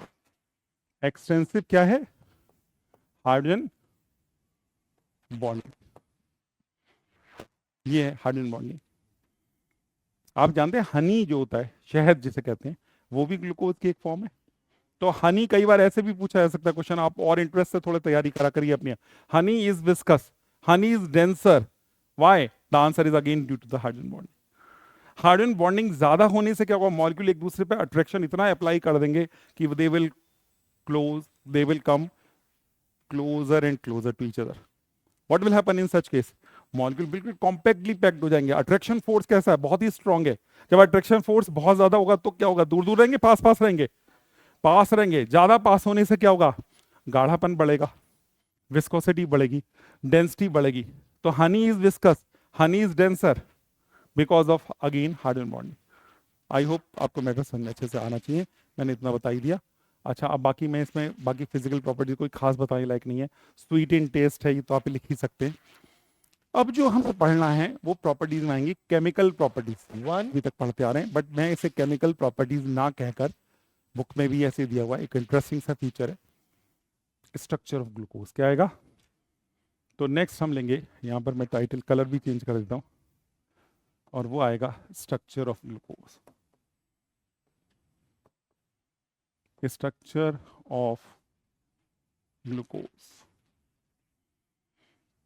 यहां पर केमिकल प्रॉपर्टीज आपकी एक तरह से देखा जाए तो सारी की सारी रिपीट होंगी, केमिकल प्रॉपर्टीज ही हैं। बट आप कहें ये क्या चीज होती है स्ट्रक्चर ऑफ ग्लूकोज, देखो जरा इंटरेस्ट से पढ़ना, क्योंकि टॉपिक आपके लिए बिल्कुल नया है ना। स्ट्रक्चर ऑफ ग्लूकोज का मतलब क्या, हमारा टारगेट क्या है, हम क्या करने जा रहे हैं।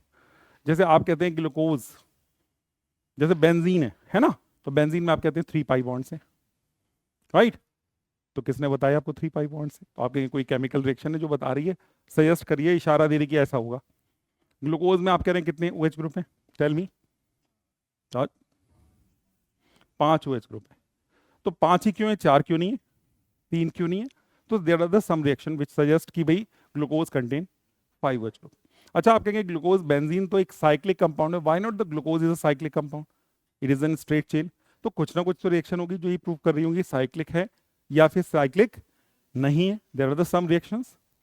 अच्छा, आप कहेंगे ग्लूकोज के पास आपने कहा एल्डिहाइड है, मैं तो कह रहा हूँ कीटोन ग्रुप है, एल्डिहाइड मैं तो नहीं मान रहा। आपको सर आपके मानने से क्या फर्क पड़ता है, reaction suggest that glucose contain an aldehyde group. आप कहेंगे एल्डिहाइड के टेस्ट कैसे करोगे, tell me, how will confirm glucose contain an aldehyde group, is there any criteria, tell me जल्दी, क्विक क्विक।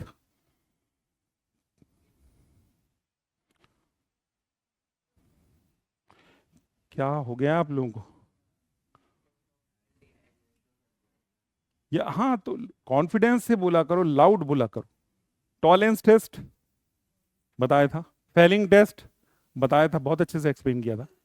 ये दोनों टेस्ट कंफर्म करते हैं, और भी हैं जो कंफर्म करते हैं glucose contain what, aldehyde, aldehyde.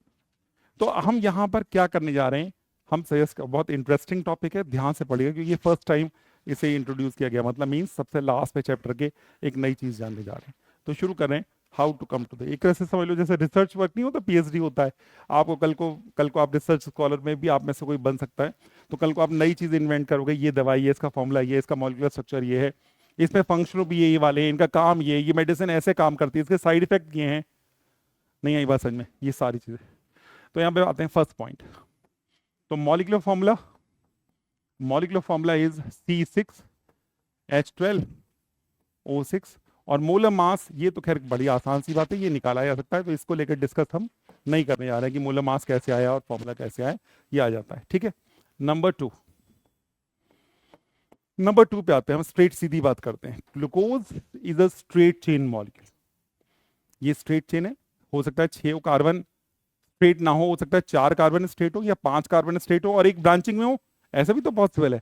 तो ग्लूकोज, अब आप कंफर्म क्या करने जा रहे हैं, ग्लूकोज इज द, हाँ glucose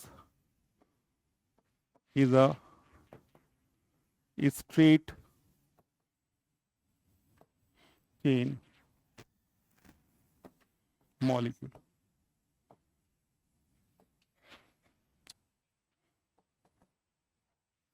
how will you confirm this?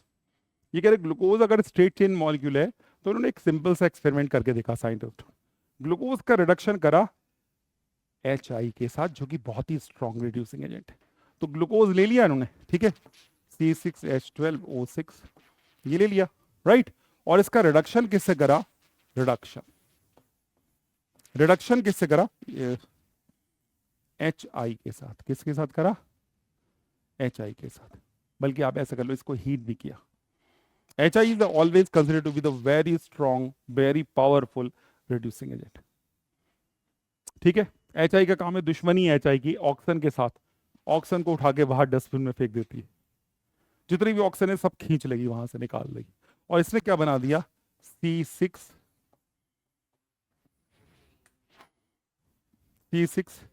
आप कहेंगे 14 कहां से आ गए, अरे भैया खुद भी तो H दे रही है। आप कहेंगे ऑक्सीजन कहां चले गए, ये है तो HI, ये सब H, ये ऑक्सीजन को क्या ले जाएगी, वाटर बना देगी। आप कहेंगे इतने H कहां से आएंगे, खुद देगी ना, वो है तो। रिडक्शन क्या होता है, what is reduction, addition, addition of oxygen, क्या बात है, addition of hydrogen and removal of oxygen, वो जो आप कह रहे हैं वो है ऑक्सीडेशन। उल्टी बात कह रहे हैं, घबरा क्यों रहा है, आराम से बोल, आराम से कॉन्फिडेंटली बोल और कूल वे में, आराम से, बहुत आसान चैप्टर है, बहुत स्वीट चैप्टर है ना। देखो याद करने का सबसे, इस चैप्टर को पढ़ने का बेस्ट तरीका ये, एक प्लेट में साथ में साइड में सारी स्वीट्स घर की लगा कर रखो, 1 किलो का डिब्बा रखो अपने पास, हाँ काजू कतली का, ठीक है और थोड़ा टॉपिक पढ़ो खाते जाओ, थोड़ा टॉपिक पढ़ो खाते जाओ, और सुबह तक मम्मी को बता दो खत्म हो गया, अगला डिब्बा भी लेके आना फिर मालूम है ना फिर क्या होगा, फिर मम्मी बताएंगे तुम्हें क्या होगा, बोले बेटा हाँ हाँ ग्राफ ऊपर ही जाएगा, नहीं ग्राफ मम्मी का भी ग्राफ ऊपर जाएगा घर के सारे आइटम काम में आ जाएंगे, आपके ऊपर अप्लाइड हो जाएंगे। अच्छा खैर मजाक की बात हो गई है। तो ये क्या है, अच्छा ये जो बना ये क्या था, एन हेक्सेन, क्या बना था। अच्छा अगर एन हेक्सेन की अगर मैं बात करूं तो शायद आप बहुत जल्दी अंदाजा लगाओगे एन हेक्सेन का मतलब क्या होगा, एक ऐसा मॉलिक्यूल जिसमें यही तो होगा एन हेक्सेन, भाई यही होगा एन हेक्सेन। एन हेक्सेन कैसा स्ट्रेट है, इसका मतलब हमने जिससे इसको पाया है भाई हमने उसमें करा क्या, मैंने कोई बाकी ऑक्सीजन ही तो हटाई है यहां से, समझ रहे हैं मेरी बात, बेसिक स्केलेटन तो वही रहेगा, बेसिक स्केलेटन तो वही रहेगा। जैसे आप कह रहे कोई इमारत है उसका हमने सीमेंट वेंट सब निकाल दिया, तो आप कहेंगे पिलर तो बिल्कुल स्ट्रेट जा रहे हैं, इसका मतलब उसका फंडामेंटल स्ट्रक्चर कैसा है, वो तो स्ट्रेट है, मैंने उसके बाकी सारी चीजें सपोर्टिंग चीजें निकाल दी, लेकिन जब मेरे पास वो निकल के आएगा फंडामेंटल स्ट्रक्चर, वो क्या निकल के आया, स्ट्रेट आया। इसका मतलब चूंकि मुझे एन हेक्सेन स्ट्रेट मिल रहा है, then glucose molecule should also be नहीं है बस, ठीक है। आपसे एग्जाम में पूछा जाएगा, क्या पूछा जाएगा, prove that glucose is a,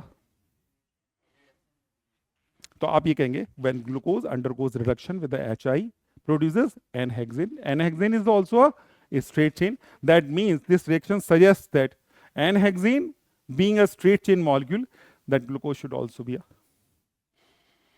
because it is obtained by the reduction simply, right? चलो यहां तक बात समझ में आ गई है ना, आगे बढ़ते हैं इसके बाद। नंबर 3 पॉइंट, आप कहेंगे ग्लूकोज के पास एक कार्बोनाइल ग्रुप है, क्या है, यू नो कार्बोनाइल ग्रुप क्या होता है, कार्बोनाइल, हाँ एल्डिहाइड और कीटोन, मतलब हम बाद में बात करेंगे एल्डिहाइड है कीटोन, पहले तो ये तय कर ले कि कार्बोनाइल है या नहीं। और याद होगा कार्बोनाइल ग्रुप निकालने के लिए आपने बहुत सारी रिएक्शन की बात की, जैसे हाइड्रोक्सिलामीन, जैसे हाइड्रोजन साइनेट के साथ साइनोहाइड्रिन बनाए थे, वहां आपको याद हो, नहीं याद आ रहा एल्डिहाइड कीटोन का, सब भूल जाते, इतनी मन से पढ़ाया था, इतनी डिटेल में पढ़ाया था। HCN के साथ क्या बनाए थे, साइनोहाइड्रिन, है ना, sodium bisulphite compound, hydroxy semicarbazide, semicarbazone बनाए थे, 2,4-DNP, याद आ रहा है, कुछ कुछ आ रहा है दिमाग में कि क्या क्या चीज बताई थी। तो ये रिएक्शन क्या सजेस्ट करती हैं कि glucose contain a carbonyl group, क्या है। तो आते तीसरी बात है ना, और तीसरी बात क्या है, ठीक है, presence of presence of carbonyl group, presence of carbonyl group, ठीक है, प्रेजेंस ऑफ कार्बोनाइल ग्रुप। अब हम कार्बोनाइल ग्रुप को कंफर्म कैसे करें? Presence of carbonyl group, carbonyl group का मतलब होता है सी डबल बॉन्ड ओ। और ये जब हम निकाल लेंगे और कंफर्म कर लेंगे श्योर है ये, तो अब हम फिर क्या निकालेंगे? कार्बोनाइल ग्रुप के दो रास्ते जाते हैं, या तो एक कीटोन है या फिर, तो फिर हम ये सर्च करेंगे, अच्छा कार्बोनाइल ग्रुप तो है बट कार्बोनाइल ग्रुप का मतलब क्या है? या तो ये एल्डिहाइड है या फिर कीटोन है ना? चलिए नेक्स्ट स्क्रीन लूं मैं, यहां तक समझ में आ गया?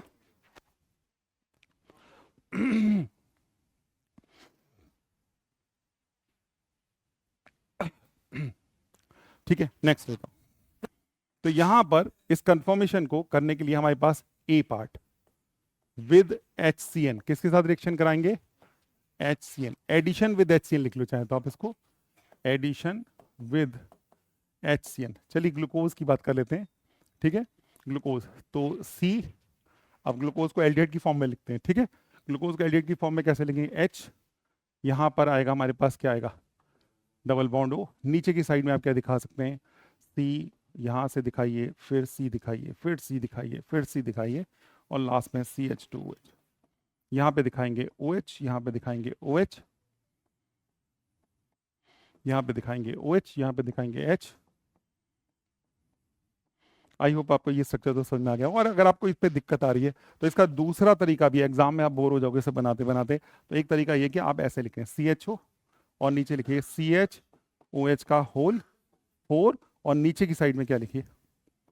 आपको जैसे अच्छा लग रहा है, चाहे ये बनाइए कॉम्पैक्ट स्ट्रक्चर, क्योंकि मुझे इन CHO से कुछ कोई खास लेना देना नहीं, मुझे तो रिएक्शन किससे करके दिखानी है। तो आप इसको हाईलाइट करिए, बाकी चीजों को कॉम्पैक्ट कर दिए, इसका आकार छोटा कर दिए, तो मुझे केवल इससे मतलब है, ठीक है। अब इसकी रिएक्शन मुझे किससे करानी है? और रिएक्शन करानी है मुझे HCN के साथ। अब आप समझदार हो, HCN के साथ जब रिएक्शन करते हैं तो ये आज जानते हैं न्यूक्लियोफाइल एडिशन रिएक्शन, बहुत अच्छे से बताई थी, भूलना नहीं है, सारी मेहनत बेकार मत करने दीजिए। HCN के दो पार्ट होंगे, एक H प्लस और एक CN minus will be called nucleophile. और न्यूक्लियोफाइल क्या आएगा? ऑक्सीजन पे माइनस चार्ज है, इस पे H आएगा, और कार्बन पर प्लस आएगा, इस पे क्या आएगा? CN आएगा। So what will happen here? यहाँ पे C, यहाँ पे क्या आएगा? OH, यहाँ पे क्या आएगा? H, यहाँ पे क्या आएगा? CN, यहाँ पे क्या आएगा? CHOH का होल 4, नीचे की साइड में क्या आएगा? CH2OH। Now this is called as, tell me the name, cyanohydrin of glucose, cyanohydrin of glucose, cyanohydrin of glucose। बोलो बच्चों, क्लियर हो गया? तो this one is a cyanohydrin of glucose. ये कंफर्म कर रहा है कोई भी कंपाउंड अगर HCN के साथ रिएक्ट कर रहा है, एडिशन रिएक्शन कर रहा है, तो that simply indicates for what? The presence of a carbonyl group. And the second of all reaction, वैसे तो बहुत लंबी लिस्ट है, लेकिन एक रिएक्शन और जज कर लेते हैं, है ना, हाइड्रोक्सिलामीन के साथ रिएक्शन कराते हैं। हाइड्रोक्सिल, आप चाहें तो और भी करा सकते हैं रिएक्शन, हाइड्रोक्सिलामीन लेना चाह रहा हूं मैं, तो सेकंड रिएक्शन तो ये होगी first part A part with B part, यहां बना लेते हैं, या सेकंड पार्ट आप देख लेना, B पार्ट विद किसके साथ? हाइड्रोक्सिलामीन। हाइड्रोक्सिलामीन का फॉर्मूला क्या होता है? हाँ, NH2OH, है ना, तो ये NH2 हो गया एमीन, और ये हो गया OH, ये हो गया NH2। फिर से देखते हैं, वैसी फॉर्म में लिख देते हैं, CHO, नीचे क्या आएगा? CHOH का होल 4, नीचे की तरफ क्या आएगा? CH2OH। रिएक्शन किससे कराने जा रहे हैं? NH2 और बच्चों OH आएगा हाइड्रोक्सिलामीन के साथ, रिएक्शन करा रहे हैं, एंड यू नो ऑक्साइन फॉर्म करेगा। दिस टाइम एडिशन रिएक्शन नहीं होगी, ये followed by elimination of water वाली रिएक्शन है। वाटर यहां से रिलीज हो जाएगा, ये बन गया वाटर, यहां से निकल गया, क्या गया? CH डबल बॉन्ड, हाँ जी, N आ गया, फिर इसके बाद OH आ गया, फिर नीचे की तरफ CHOH का होल 4, और नीचे की तरफ क्या आएगा? CH2OH आएगा, है ना, इंटरेस्टिंग सा कंपाउंड। हाँ, प्लस वाटर तो खैर हम बना ही देंगे। तो ये जो कंपाउंड बना, this is called as what? क्या नाम देंगे इसको? हाँ, ऑक्साइम ऑफ ग्लूकोज, ग्लूकोक्साइम भी कह सकते हैं, या ऑक्साइम ऑफ ग्लूकोज लिख लो, ज्यादा अच्छा रहेगा, ऑक्साइम ऑफ ग्लूकोज। और बोथ ऑफ द रिएक्शन, हालांकि अभी हम रिएक्शन इसमें और एड ऑन कर सकते हैं, इसके लिए मना ही नहीं है। आप 2,4 DNP से रिएक्शन करा दीजिए, इसकी सेमी कार्बाजाइड से रिएक्शन करा के सेमी कार्बाजोन बना दीजिए, है ना, और भी बहुत सारी रिएक्शन। बट एक रिएक्शन याद रखिएगा, ये हम उसको नहीं कराएंगे फिनाइल हाइड्राजीन के साथ। अब यही जेई में क्वेश्चन पूछा जाता है, ये बड़ा इंटरेस्टिंग सा क्वेश्चन है। फिनाइल हाइड्राजीन याद आ रहा क्या फॉर्मूला था? फिनाइल हाइड्राजीन, हाइड्राजीन तो याद होगा NH2 और फिनाइल में क्या था? बेंजीन आ गई, राइट। तो ये रिएक्शन फिनाइल हाइड्राजीन भी करेगा। और पूछा क्या गया है क्वेश्चन में, बता रहा हूं जेई में जो आया हुआ है, glucose react with how many moles of phenyl hydrazine? 1 मोल, 2 मोल, 3 मोल, 4 मोल। अब अगर मैं कहूं ये क्वेश्चन आपको, ये क्या बात हुई, HCN के साथ कितना रिएक्शन कर रहा है? Answer is 1। हाइड्रोक्सिलेमिन के साथ आंसर इज 1। सेमी कार्बोहाइड्रेट के साथ आंसर इज 1। फिनाइल हाइड्रोजन के साथ आंसर शुड बी 1। लेकिन ऐसा नहीं। ना ना ना ना ना, वो तो अलग चीज़ है। आप जब तक उसको रिएक्शन समझोगे नहीं, आप इसका आंसर सिर्फ खाली गैस कर रहे हो और कुछ नहीं कर रहे। तो ये बस खाली इतना इंफॉर्मेशन आप नोट कर लो अगर आप इंटरेस्टेड हैं। और दोबारा कहेंगे तो मैं डिटेल में इस पर बात करेंगे। आप इसे बॉक्स बना के चाहें तो नोट कर ले, क्योंकि ये आप ऐसे तुक्का मार के नहीं चल सकते, मुझे समझाना पड़ेगा अच्छे से। 1 mole of the glucose react with 3 mole of phenyl hydrazine.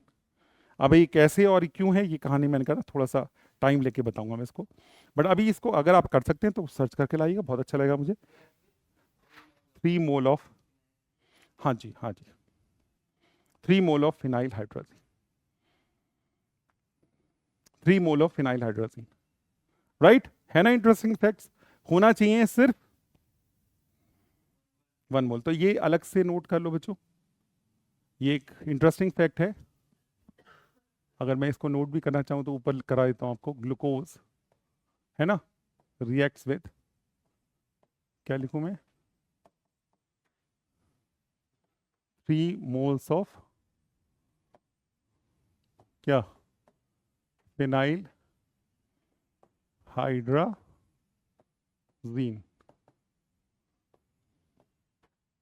ये आपका फैक्ट है, ये स्टार बना लो।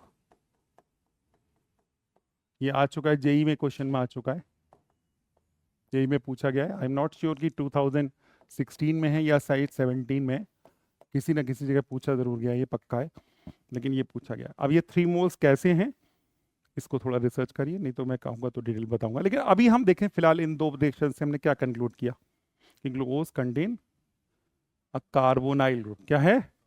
अब जब कार्बोनाइल पे आप सेटिस्फाइड हो गए कुंजल, कार्बोनाइल पे सेटिस्फाइड हो गए, तो अब आगे क्या करना चाहिए?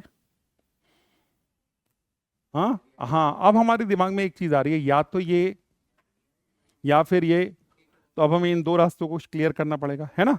तो अब हम ऐसा करते हैं, टेस्ट करते हैं प्रेजेंस ऑफ एल्डिहाइड ग्रुप। तो नेक्स्ट लेते, नहीं बेटा, ग्रिनार्ड से थोड़ा टेस्ट हो जाएगा। ग्रिनार्ड तो अलग ही, दोनों से रिएक्शन कर लेगा, एल्डिहाइड से भी कर लेगा, वो तो एल्कोहल बनाएगा, प्राइमरी एल्कोहल, सेकेंडरी एल्कोहल, ग्रिनार्ड वाला पार्ट मत लाना। तो यहां पर अब हम ऐसा करते हैं, कार्बोनाइल ग्रुप का भी आगे का राज खोलते हैं कि ये एल्डिहाइड है या।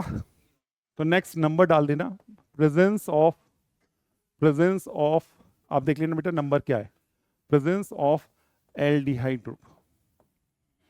अब मैं पक्का करने जा रहा हूं कि भैया प्रेजेंस किसकी है, एल्डिहाइड की है, CHO ग्रुप मौजूद है, मुझे ऐसा लगता है। अब आप कहेंगे प्रेजेंस ऑफ एल्डिहाइड ग्रुप, तो आपके पास टेस्ट तो पहले से ही है, कौन कौन से?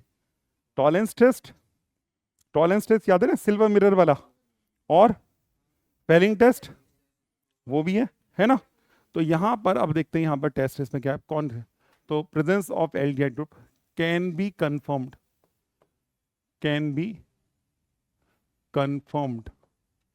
by following reaction. बच्चों देख लो, बोर्ड पे ध्यान देंगे, can be confirm by, see on the board, A part with, ऐसा करते हैं अपना पसंद का, सबसे पहले लेते हैं टॉलेंस रिएजेंट। प्रैक्टिकल में बच्चों बहुत पूछा जाता है टॉलेंस रिएजेंट क्या होता है। अमोनिकल सिल्वर नाइट्रेट, और मैंने कई क्लास नहीं ली तो सब भूलने लग गए। अमोनिकल सिल्वर नाइट्रेट, ये क्या है, CHO है। नीचे की तरफ क्या आएगा, CHOH का होल 4, फिर से मैंने उसको हाइड कर दिया, क्या करना है इतना डिटेल में जाके, CH2OH। और आप जानते हैं यहाँ पर हम टॉलेंस रीजन को कैसे इंडिकेट करते हैं, AgNH3 का याद आ रहा है ना, कोऑर्डिनेशन कॉम्प्लेक्स टाइप का बना देंगे, कुछ ऐसे बनाते हैं, या OH लगा देते हैं, ये भी बना देते हैं, या कुछ OH लगाते हैं इसकी जगह, चाहे तो आप OH लगा दो। ये एक इशारा है टॉलेंस रीजन का, और आपको नहीं अच्छा लग रहा तो पूरा टॉलेंस लिख दो अच्छे से, अगला टीचर को भी समझ में आया कि हाँ भाई क्या कह रहे हो आप। और भी अच्छे समझ में नहीं आ रहा पूरा लिख दो, अमोनिकल सिल्वर नाइट्रेट, है ना, और इससे ज़्यादा क्या करो, पूरा शीशियाँ उठा के रख दो भैया वहाँ पे जाके, पेपर में साथ में बांध दो, ये टॉलेंस रीजन हमने डाला, है ना। तो CHO ग्रुप किस में चेंज हो जाएगा, COH में, क्योंकि ये एक ऑक्सीडाइजिंग एजेंट है। क्या है ये, अब ऑक्सीडाइजिंग एजेंट क्या करेगा, एल्डिहाइड को ऑक्सीडाइज करेगा, लेकिन याद रखिए बहुत ही कमजोर ऑक्सीडाइजिंग एजेंट है। आप कहोगे सर एल्कोहल को भी तो ऑक्सीडाइज कर सकता है, नहीं है इतनी ताकत उसकी, सिर्फ एल्डिहाइड को ही चेंज कर सकता है, ठीक है, माइल्ड है। और क्या करेगा, ये 2 सिल्वर के एटम्स को, बहुत अच्छा टेस्ट आता है अगर आपने लैब में किया हो ये टेस्ट, ये बनता है क्या, सिल्वर, सिल्वर मिरर टेस्ट याद नहीं आ रहा, ये वाला टेस्ट सिल्वर मिरर टेस्ट। तो टेस्ट ट्यूब पे बहुत अच्छा सिल्वर जो है, इसमें कोटिंग सबसे अच्छी कोटिंग इसकी होती है अगर आप करें ग्लूकोज, एल्डिहाइड में और किसी को लेंगे उतना अच्छा नहीं आएगा जितना ग्लूकोज का आता है। तो एक तो ये टेस्ट है, और एक है फेलिंग टेस्ट, आपको याद होगा, जिसमें हाँ रेडिश ब्राउन टाइप का। तो अगर आप टॉलेंस से करना चाहें तो टॉलेंस से करिए, फेलिंग से करना चाहें तो फेलिंग से करिए, विद फेलिंग। हालांकि बुक में आपके इन्होंने दोनों टेस्ट नहीं दिए हैं, फेलिंग फेलिंग रीजेंट क्यों नहीं दिए हैं, और जो दिए हैं वो थोड़ा सा समझ से परे ज़्यादा है। ब्रोमीन वाटर लिया है इन्होंने, आप यहाँ पे फिर वही काम करिए, ग्लूकोज ले लिए। और फेलिंग रीजेंट आप जानते हैं क्या होता है, कॉपर हाइड्रोक्साइड, इसमें हाँ CuOH, फेलिंग A इसमें होता है, प्लस फेलिंग B होता है, मीडियम हमारा बेसिक होता है, और ग्लूकोज हमारा ग्लूकोनिक एसिड। ये क्या बनता है आप कहेंगे इसका नाम क्या है, तो ये इसका नाम भी नोट कर लिए, इसको बोलते हैं ग्लूकोनिक एसिड। क्या बोलते हैं, ग्लूकोनिक एसिड। ये जो बना रहे हैं आप ये क्या है, ग्लूकोनिक एसिड है, CH2H ही रहेगा, ये CH2H ही है, कंफ्यूज मत होइएगा, मिटा दो इसको, क्या ये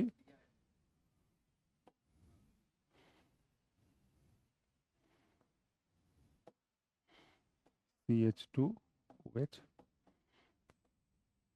इसको बोलते हैं ग्लूकोनिक एसिड है। और यहाँ पर जो कलर आता है that is due to the formation of reddish brown,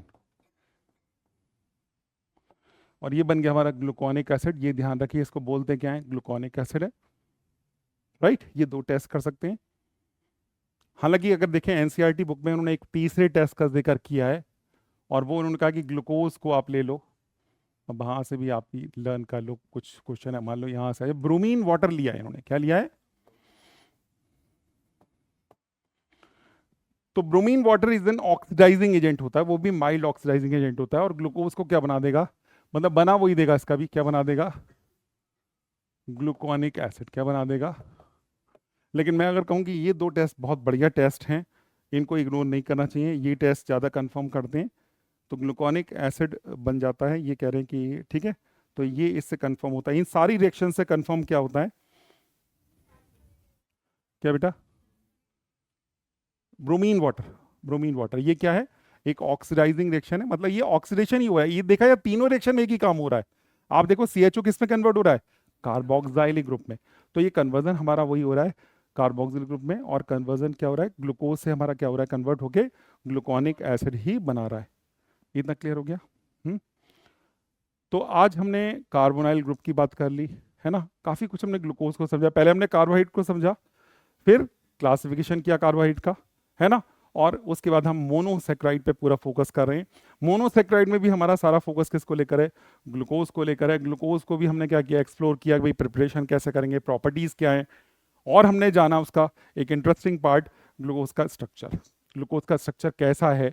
अभी तक हम क्या कंक्लूड कर पाए, ग्लूकोज ऐसा लगता है स्ट्रेट चेन मॉलिक्यूल है, सीधा सीधा मॉलिक्यूल है, 6 के 6 कार्बन कैसे लगे हैं, एक के बाद एक के बाद एक सीक्वेंस में लगे हुए हैं, without any branching, without any side chain. दूसरी चीज कंफर्म क्या हुई, ग्लूकोज स्ट्रेट चेन के बाद दूसरी चीज क्या कंफर्म हुई, ग्लूकोज में निश्चित ही कार्बोनाइल ग्रुप है। क्या है, कार्बोनाइल ग्रुप है। कार्बोनाइल ग्रुप का मतलब या तो वो एल्डिहाइड है या फिर, और फिर हमने ये तय किया कि इन दोनों में, इन दो से, हाँ ये भी एक कर्टेन हटाते हैं यहाँ से कि कार्बोनाइल ग्रुप में एल्डिहाइड है या कीटोन है, तो हमने पता चला है कि क्या ये एल्डिहाइड है। एल्डिहाइड के लिए हमने एक नहीं, दो नहीं, तीन रिएक्शन की मदद ली, तीन बातों से श्योरिटी कर ली। टॉलेंस टेस्ट कर लिया, पहलिंग टेस्ट कर लिया, ब्रोमीन वाटर टेस्ट कर लिया, और तीनों बातें हमें बड़े स्ट्रॉन्ग सिग्नल दे रही हैं क्या, कि ग्लूकोज के पास। इतनी बात तो हम पहुंच गए। अब हमें और चीजें भी एक्सप्लोर करनी है। जैसे आपने कहा ग्लूकोज के पास 5 हाइड्रोक्सिल ग्रुप है, पेंटा हाइड्रोक्सी ग्रुप है। कैसे, और अगर ये 5 हाइड्रोक्सी हैं तो इनमें से 5 OH ग्रुप में कितने प्राइमरी हैं, कितने सेकेंडरी OH ग्रुप हैं, ये कैसे पता चलेगा। और तीसरी बात कि 5 OH ग्रुप अगर हैं तो क्या ये 5 OH ग्रुप अलग अलग कार्बन पे चिपके हुए हैं, या एक ही कार्बन पे दो OH ग्रुप आ गए, कहीं ऐसा तो नहीं एक ही कार्बन पे 2 OH ग्रुप आके बैठे हों। ये चीज कैसे कंफर्म करेंगे, है ना। तो ये अभी हमारे फर्दर टेस्ट हैं जो बचे हुए हैं, तो वो मुझे लगता है कि हमें नेक्स्ट वीडियो में इसको आगे एक्सप्लेन करना चाहिए, तब हम इसको समझ पाएंगे। और इसमें यही नहीं, ये ग्लूकोज का बनेगा स्ट्रेट चेन स्ट्रक्चर। क्या बनेगा, और क्या ये स्ट्रेट चेन स्ट्रक्चर बिल्कुल ठीक साबित हुआ, कोई दिक्कत नहीं थी, क्या हमने इसको मॉडिफाई करके साइक्लिक स्ट्रक्चर में चेंज किया, वो हम जानेंगे नेक्स्ट वीडियो में। तो आज की क्लास, आज का वीडियो हम यहीं तक रखते हैं। नेक्स्ट क्लास में इन सारे अनआंसर्ड क्वेश्चंस पर पर्दे को उठाएंगे, अनकर्टेन करेंगे इसको, ठीक है। Okay, bye bye, God bless you all.